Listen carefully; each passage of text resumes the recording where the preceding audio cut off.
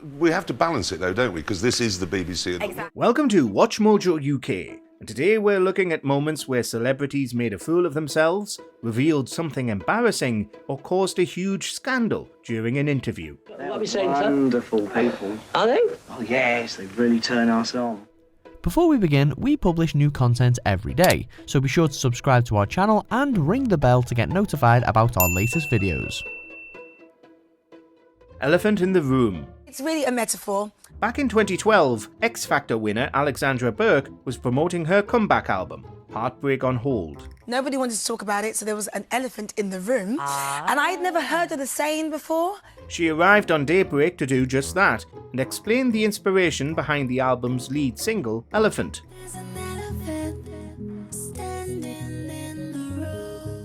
She explained that she went on a writing retreat in the US where she was introduced to the phrase elephant in the room and announced that she was going to bring it to the UK. It's a very American saying, so I thought, well, why not be the first person to kind of bring it over here? Considering elephant in the room is just as common an idiom here as it is across the pond, this was absolutely bizarre. In the years since, Burke has addressed the legendary moment and has admitted that it was, quote, quite funny. Too beautiful. Samantha said that being beautiful has made her friends jealous of her and says that their husbands fancy her. Admittedly, Samantha Brick wasn't much of a celebrity before this interview, being well known in journalism and TV spaces, but not necessarily by the general public. However, we can't not talk about this absurd interview, which skyrocketed her to short-lived fame when she revealed that she was one of the most beautiful women in the world. She says here, throughout my adult life, I've regularly had bottles of bubbly or wine sent to my restaurant table by men I don't know. She wrote a column for the Daily Mail and subsequently appeared on numerous shows, eventually making it all the way to Celebrity Big Brother. Brick said that she is simply too attractive and that she has a hard time making and keeping female friends because of this. Why do we get the feeling that that isn't the reason? Women have fallen into two camps. They've either gone, you're off your head, you're a nutter, what are you on about, you're really arrogant, or they've said to me, you've just reiterated the story of my life, thank you. Dumped on air. Now, you knew that your partner Alex was flying out today, and we've all seen the stories in the papers. So can you understand why people might think you'd planned this in advance? In 2009, Katie Price had decided that enough was enough and told MMA fighter Alex Reid that she was finishing with him for good, but not to his face. She had just quit I'm a Celebrity and appeared in the standard exit interview with Anton Deck. That's another thing, I've done a lot of reflecting. I think it's best that I'm on my own. I just don't want to be in a relationship. She'd reached the end of her rope, having been voted to do a dozen trials in a row by the public, quitting both the show and her relationship. Reid had flown out to propose to her when she made the announcement live on air. I hope we can remain friends as of I came out. Okay. So no more. So you and Alex are split now? I'm not with him, no. It wasn't for long though. Reid and Price made up and got married a few months later, only to split again, less than a year on.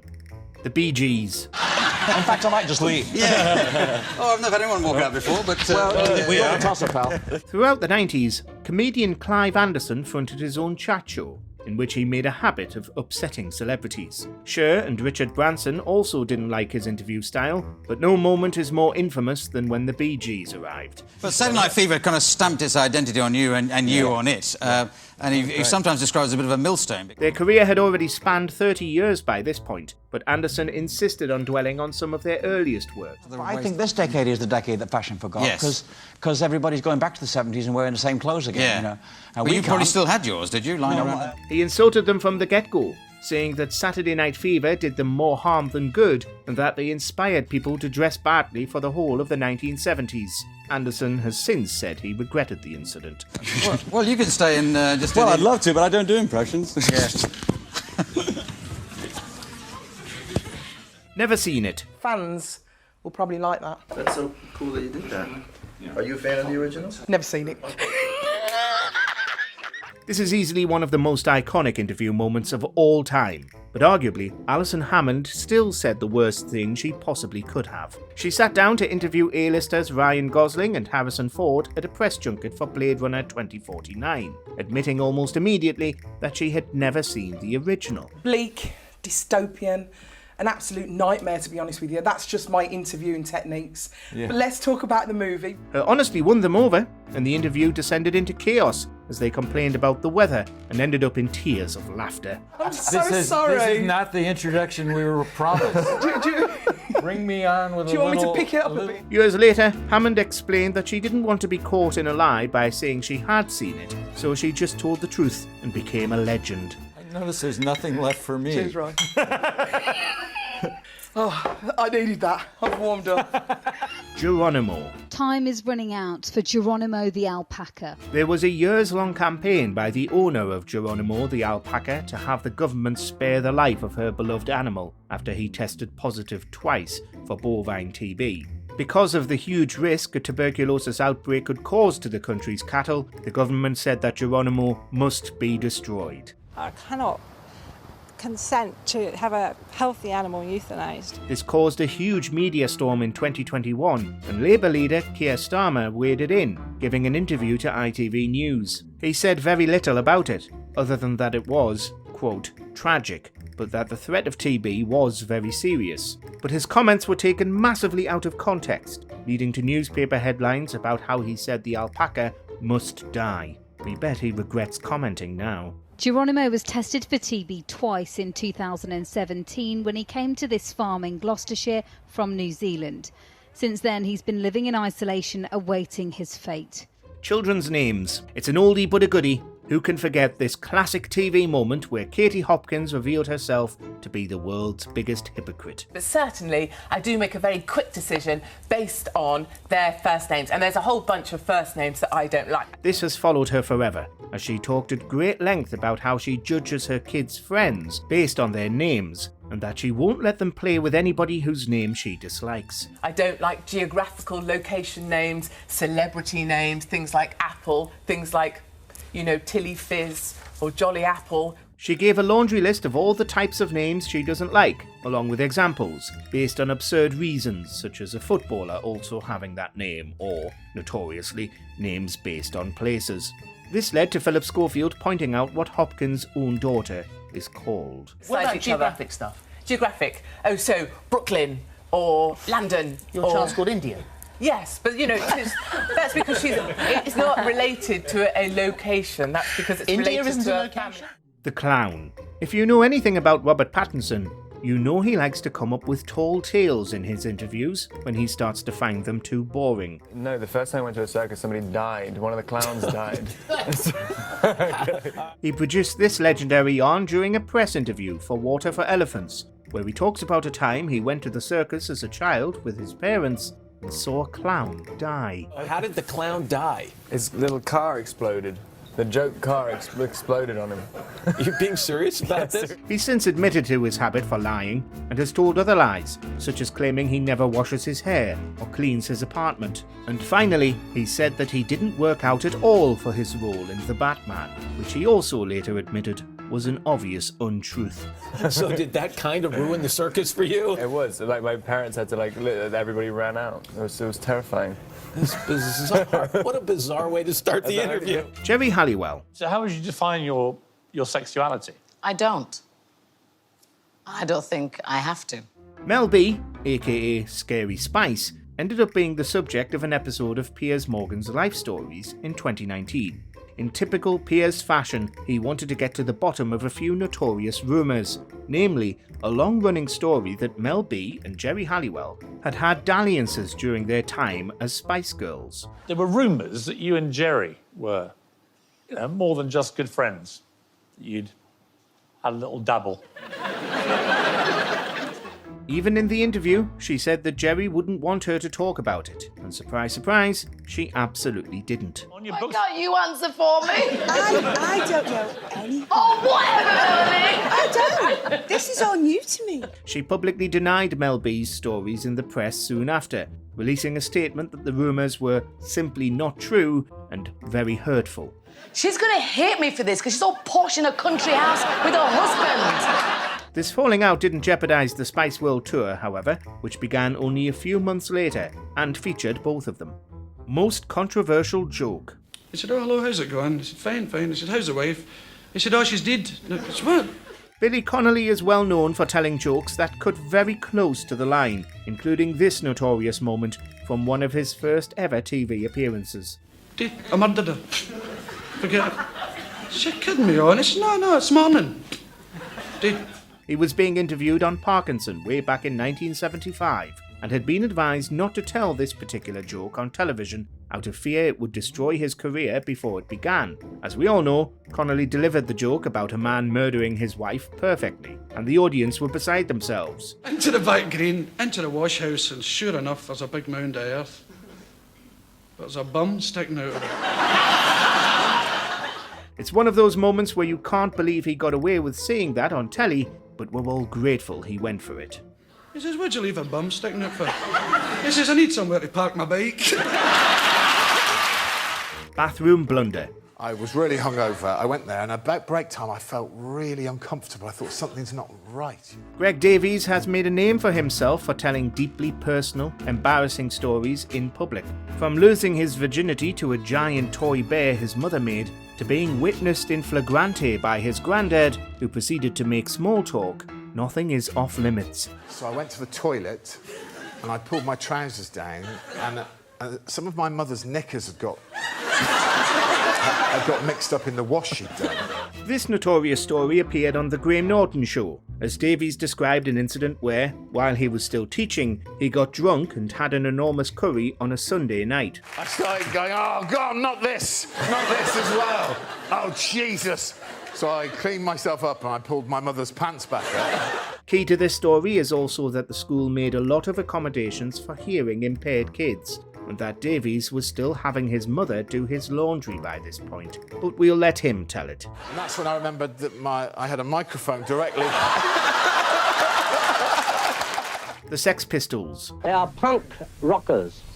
The new craze, they tell me. Was Bill Grundy drunk during this interview? He always denied it, but it ended his career, and the members of the Sex Pistols in the room with him certainly believed he'd had a few too many. See, they are as drunk as I am. They are clean by comparison. They are a group called the Sex Pistols. After the Rolling Stones dropped out of appearing on Today in 1976, the Pistols were booked instead, as punk rock swept the nation. Grundy had absolutely no respect for the group, who showed up with a huge entourage and were freely smoking and swearing in the studio. Are you worried, or are you just enjoying yourself? Enjoying myself. Are you? Yeah. That's what I thought you were doing. As Grundy repeatedly antagonised them and made a lecherous pass at Susie Sue, Steve Jones made history by swearing live on Daytime. We'll meet afterwards, shall we? You dirty son. You dirty old man. Grow up. If a Harry Potter fan was to yell out at you, what would they say compared to a Blackadder fan? Well, a Blackadder fan always says wicked child. In 2024, Miriam Margoyles kicked up a storm with another contentious interview. But this one wasn't about sexual anecdotes or bad language. She instead, while doing press in New Zealand, insulted Harry Potter fans. She was asked about the difference between fans of Blackadder and fans of Harry Potter, and said that she thinks Harry Potter fans should grow up. Harry Potter, I worry about Harry Potter fans because they should be over that by now. Though it was all clearly in good fun, and everybody should know by now that Miriam is as Miriam does, people were outraged. 25 years ago, and it's for children. I think it's for children. But they get stuck in it. Millennial Harry Potter fans online disavowed Margoyles completely, ignoring that she has a very successful and storied career beyond Hogwarts. Harry Potter is wonderful. I'm very grateful to it. It's over. That's what I think. No admission. Maybe it's not what Jeremy Kyle said in this interview that was so bad, but rather what he didn't say. It was sudden. There's lots behind what happened, which, as I said, will come out. I think initially, I think I suffered from real shock. Following the cancellation of his show in 2019, after the tragic death of a guest, Kyle disappeared, refusing to attend any hearings about whether he had played a role in the incident. But soon enough, he returned to broadcasting through talk radio TV. And suddenly you're in this place where you think, God, I was just doing my job. I was working hard. I did what everybody said. And Mike Graham gave Kyle a very favourable interview, in which Kyle claimed he was the victim of cancel culture because of the way his show had been taken off air. Not once did he apologise or produce any kind words about Steve Diamond. He just banged on about how the biggest tragedy was that he lost his job. But at the end of the day, You know, so you lost a job you worked hard at. Her obsession. Suella Braverman has said plenty of strange things in interviews. Small boats, that really annoys our readers, members here, I'm sure. Why can't you stop the small boats coming? She notably announced her bid in the first of 2022's Tory leadership elections during a live interview before she'd even resigned. A big faux pas. And I would love to be here saying, well, claiming victory. But later, while serving as Home Secretary, Braverman talked at length about the government's plan to deport refugees to Rwanda, something that has been rejected by Parliament several times and has been ruled against by the European Court of Human Rights. I would love to be having a front page of the Telegraph with a plane taking off to Rwanda. That's my dream. That's my dream. It's when my will obsession. that happen? When will it happen? Listen, you've got to ask the courts about By that. Christmas? Braverman said at the 2023 party conference that she's obsessed with putting refugees aboard planes to resettle in Rwanda, whether it's legal or not, which it isn't, incidentally. Fields of wheat. What's the naughtiest thing you ever did? Oh, goodness me. More politics. Theresa May said that this answer she gave was one of the biggest mistakes of her entire career. Yes, including her disastrous handling of Brexit. Well, there must have been a moment. Nobody's ever perfectly behaved, are they? Famously, she was asked what the naughtiest thing she's ever done is, and she said that it was running through fields of wheat. I have to confess, when me and my friends sort of used to run through the fields of wheat, the farmers weren't too pleased about that. The soundbite took on a life of its own and became a huge meme in the UK, with remixes being posted online to mock the Prime Minister. Even other Tories, notably Boris Johnson, ribbed May over this, and along with strong and stable, it still gets brought up as a joke whenever May is in the conversation. Someone to punch. During an interview with The Independent, Liam Neeson made a shocking confession. And I remembered an incident nearly 40 years ago.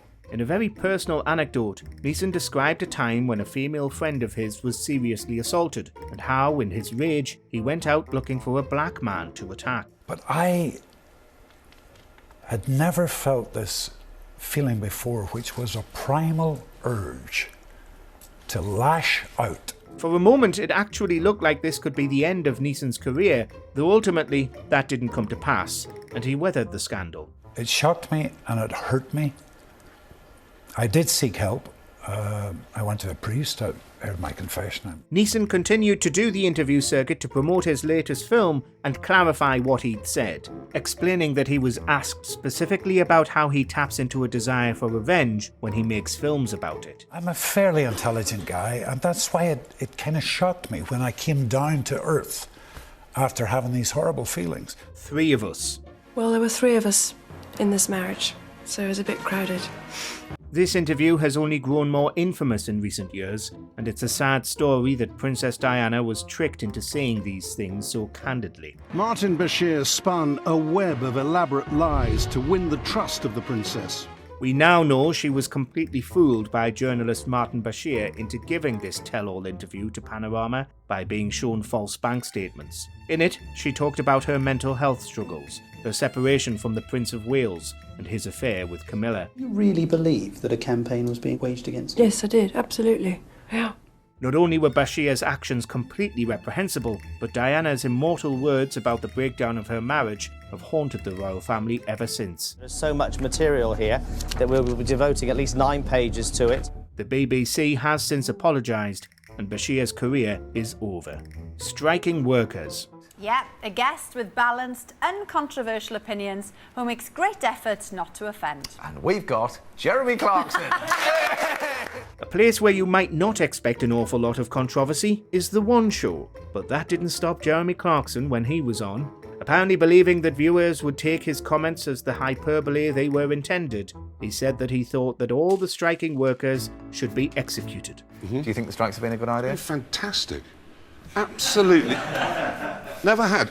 London today has just been empty. Everybody stayed at home, you could whiz about. He started, however, by saying how much he thought the strikes were a good thing, because they made London far less busy, and then, in the interest of balance, gave his much more inflammatory opinion. Frankly, I'd have them all shot. I would take them outside and execute them in front of their families. And then he said he didn't believe in either of the things he said, but still had to publicly apologise. Well, on that note of balancing an opinion, of course, those are Jeremy's views. Only Jeremy's Just views. given two views for you. Pizza Express. Because she was very specific. She described the dance that you had together in Tramp. She described meeting you. She was a 17-year-old girl. In 2019, all eyes were on Prince Andrew as the Epstein scandal unfolded. Allegations were made against the Duke of York by one of Epstein's victims, Virginia Giuffre. She provided a photo of the two of you together. Yes. Your arm was around her waist. Yes. To clear all this up, Andrew decided to sit down for a nice friendly chat with Emily Maitlis. This chat turned into one of the most explosive interviews in history, as Andrew produced a series of bizarre refutations for Giuffre's claims. There's a slight problem with the sweating because I have a peculiar medical condition, which is that I don't sweat. Most infamous of all was him saying that he couldn't have had anything to do with it because he was at a Pizza Express in Woking when Giuffre claimed he was with her. I'd taken Beatrice to a Pizza Express in Woking for a party. This may now be the most notorious branch of Pizza Express on earth. Let us know in the comments which of these interview horrors shocked you the most. How many times a day? Oh, stop it, you pervert!